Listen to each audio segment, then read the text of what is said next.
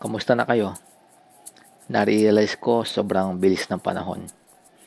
Dating bata lang, nag-aral, nagtapos, nagkaroon ng trabaho, nagkaasawa at nagkaroon ng sariling pamilya.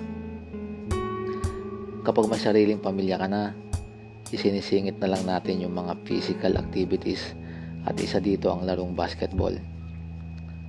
Nakakamiss din kasi yung tunog o talbog ng bola.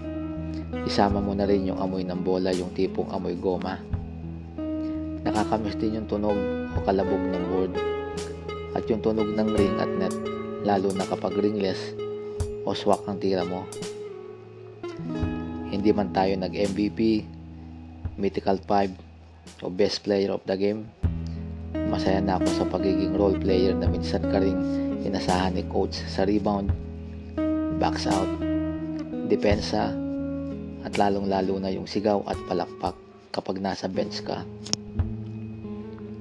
Nakakalungkot na lang isipin na sa tuwing dumadalaw tayo sa basketball court, wala nang ibang tropa. Siguro nga, busy na rin sila. Madalas kong abutan o datnan sa court ay mga batang susunod sa ating henerasyon.